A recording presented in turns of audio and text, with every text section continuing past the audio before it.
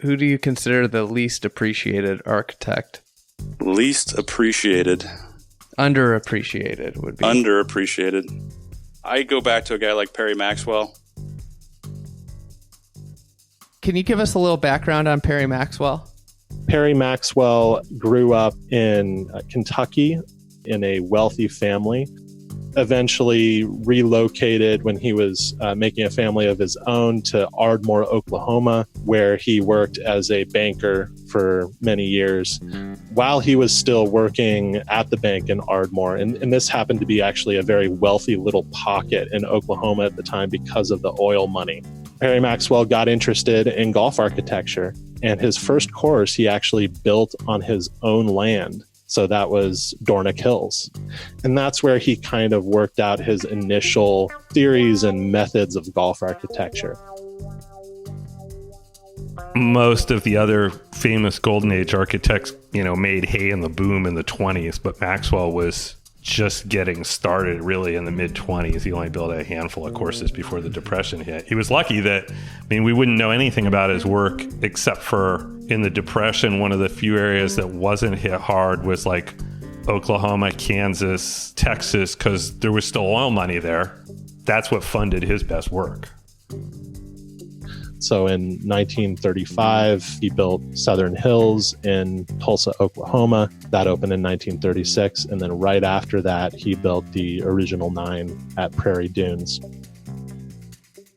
It's considered kind of like the last great design of the Golden Age. And then his son, Press, came in and did a subsequent 9 that's apparently to the plans that Perry had laid out when he designed Prairie Dunes in the late 30s. So he did this in the height of the Depression in Hutchinson, Kansas, on this sandy site, and did it with pretty much no money. You see a lot of the way he uses the land at Prairie Dunes. He did it with a tiny budget. It's one of the amazing stories is that he did it with essentially an ox and a cart. He built this golf course, and the only way you build a golf course that way is by using the natural terrain. You just don't expect that land to all of a sudden appear out of the prairie. And so that's the first thing that strikes you, is just how completely ideal the land is. And it's a really unique looking place because while it's sand dunes, and so it's familiar in the sense that you've seen these kinds of undulations on links courses before, but the flora is very much prairie. These cottonwood trees and the gunch. It's not just pure seaside stuff. It's something different. It's a hybrid of landscapes. And so it's a perfectly named golf course, right? It's Prairie Dunes. When somebody says Perry Maxwell, what's kind of the first thing that comes to mind from an architectural standpoint? The absolute first thing are the contouring of greens. They're just some of the most amazing shaping and contouring of greens that you could ever hope to see. And they're so natural looking, and with the Perry Maxwell rolls, most often internal contours. Not just contours that are on the edges of the greens, but the ones that are internal within the greens are just amazing in how he would use these sort of, even call them puffs, but sort of rolls, puffed up areas within the putting surfaces to identify pin placements, create artistry for the greens, but also particularly to help prop up different pinnable areas within different elevations of the greens. I had always heard Maxwell rolls, and until I had been to Prairie Dunes, I didn't really understand what that was. But what makes these greens so unique is when you're on the wrong side of a Maxwell roll, you have to hit a putt up over a hill, and then it's going to run back down a hill and away. So it just requires so much more of a deft touch to navigate than your kind of uphill flat putt that you see at so many golf courses. And when you are on the greens, you're not thinking to yourself very often, oh, this is an absolutely crazy green. There's a subtlety to them, but the movement is constant on them. And you start kind of reaching for these metaphors. Are they like potato chips? Are they scalloped? Are they, It's simple, but it's so beautifully done. It's hard to do. It's like anything, Andy. When someone is so good at some endeavor that you just think it when they do it, it looks simple and it's easy. When you try to do it, it's another matter.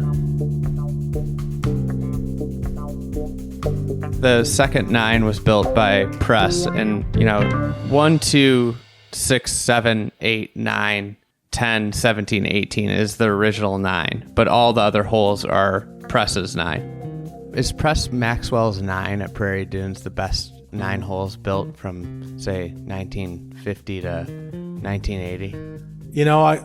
I could argue that there are other 9-hole golf courses built in the modern era that are just as good. But being attached to his father's original 9 and interwoven in between, it's pretty good. Could you say that Press was a nice compliment to what Perry did? Yes, you could. Could you change a few things? Probably. Would you? No. I think Press and what he did as a compliment to what his dad originally laid out in the 30s is pretty damn good. Talk about Perry's original 9 and the brilliance of it. I thought that Perry Maxwell maximized the dunes that he was in. Perry Maxwell's 9-hole golf course at Prairie Dunes was the ultimate test and use of land. Unbelievable. Is the 8th hole at Prairie Dunes like the greatest par 4 in the world? The rippling wave effect of Prairie Dunes on those interlinks lands is unbelievable. Unbelievable green setting, unbelievable tee shot, slight dogleg to the right. I could play that hole time and time again. Do you need 18 of those holes? Probably not. Do you want 3 or 4 of them mixed in between any routing? Yes, you do. I can't describe it other than you have to play it. You can't shoot a video of it. You can't do a still photograph of it. You just have to experience it.